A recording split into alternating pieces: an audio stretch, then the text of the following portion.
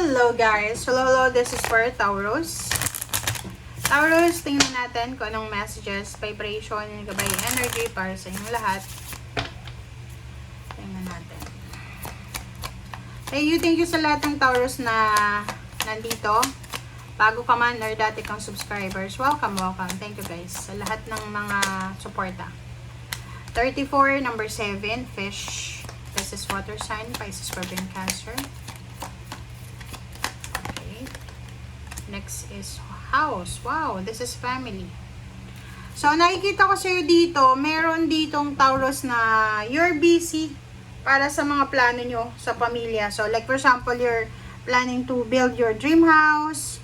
You're saving money para sa pagbibuild ng dream house mo. Nakikita ko rin sa'yo dito na you're planning to get married. Gusto mong magpakasal. Gusto mong magkaroon ng baby, ganyan. Pwedeng gusto mong bumili ng lupa, parang ganun, para pagtiri ka ng bahay mo. So, nakikita ko sa'yo dito na yung focus mo sa ngayon is all about the family foundation, stability, and balance. But the problem is, number 7, sabi ng baraha dito, huwag kang ma-pressure. No pressure at all. Okay? Huwag kang ma-pressure. And sinasabi ng baraha sa'yo dito na kailangan mong magdahan-dahan. Just go with the flow. Go with the flow. Kung wala pa ngayon, huwag kang munang magpapastart ng construction. Mag-save muna. Okay? Just go with the flow muna. Parang ganun yung sinasabi. Hindi mo dapat madaliin ang mga bagay-bagay.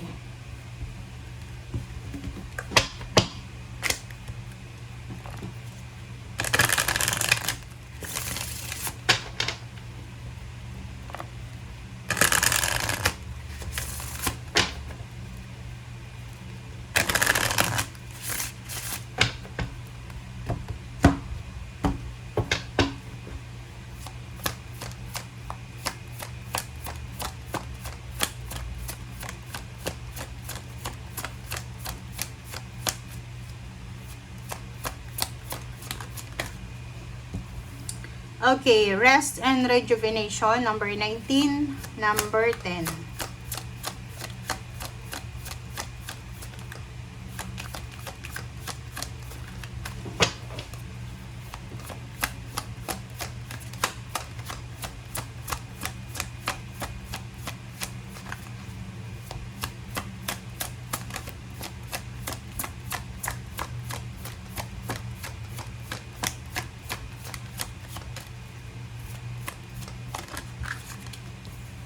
Alright, so victory.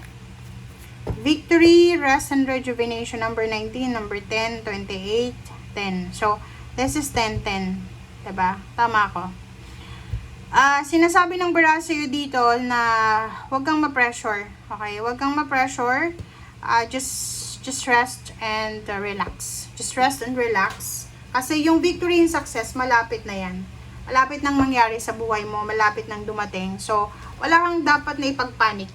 Okay? Just go with the flow for the moment.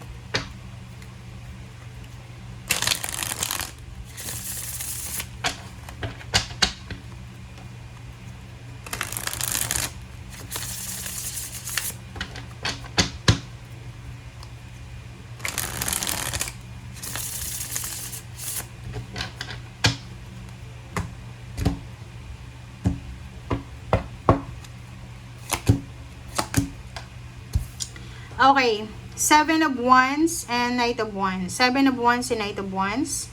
Sa nakikita ko sa'yo dito, iwasan mong maging excited. May ganun may ganun na tao, Taurus. Like, nakahawak lang ng konting pera, excited na, tapos biglang nagpa-layout ng napakalaking bahay. Hanggang sa inulan, 'di ba? Nasayang lang yung layout. Okay, so dito sa barahan na to, kung gusto mong magpatayo ng bahay, gusto mong mag-travel, gusto mong bumili ng sasakyan, kailangan, huwag masyadong excited tayo. Okay? Kailangan muna nating mag-ipon. Kailangan natin na ready tayo. Ready tayo sa expenses. Ready tayo. Okay, 2 of Cups and 9 of Cups. So, sa nakikita ko sa'yo dito yon. If it's about the wedding and it's all about emotional celebrations, sinasabi ng bara sa'yo dito, you need to be careful. Okay? You need to be careful, guys. Huwag masyadong mabilis. Huwag masyadong mabilis. Okay?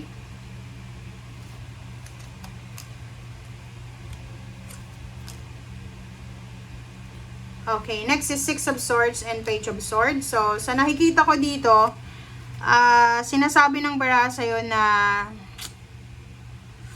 maghanda ka para sa future mo to eh. 'Di ba? May mga ano dito ha, may mga problema ka na posibleng pagdaanan, okay? Na like for example, if someone na masaktan mo or ikaw yung masaktan, para maiwasan yung gulo, kailangan mo na lang na i-let go. Bakit ganun? Sino ba to? Tingnan natin. And dito sa dalawang barahang ito, Taurus, sinasabi na isang napakabilis na balita ang posibleng matatanggap mo in the near future na pwedeng magdala sa'yo ng sobra-sobrang happiness. Okay? Ito ay tungkol sa pera. So, kung ikaw ay may mga utang, kung marami kayong utang, financial, loan, or kung ano pa man, ang good news dito is posibleng makakabayad ka na or makakautang ka ulit. Capricorn na naman to. Sabi ko sa inyo eh, alam nyo Taurus, hindi kayo compatible sa Capricorn. Tingnan nyo. Screenshot nyo nga.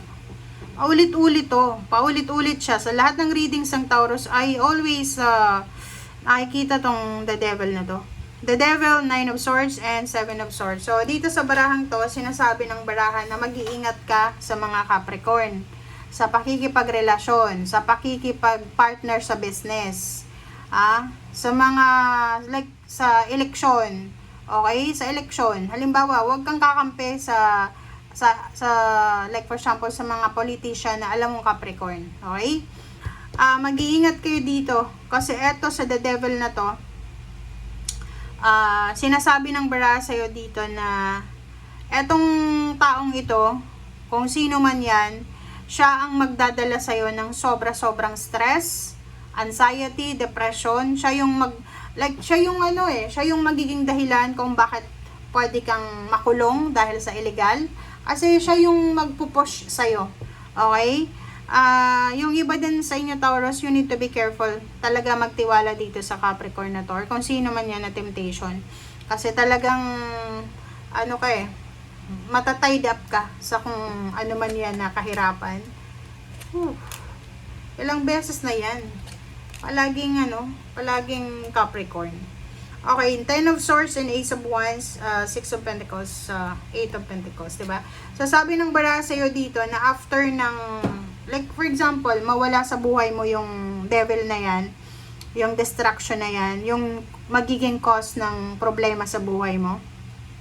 Sabi natin yung malas na yan sa buhay mo. Sinasabi ng bara sa'yo dito na magiging excited ka na ulit. Magiging makulay na ulit yung mundo mo. May mga tao na posibleng makakatulong sa'yo para makahanap ka ng trabaho, or sa trabaho, may mga taong susuporta sa'yo. Okay? Thank you guys. Bye!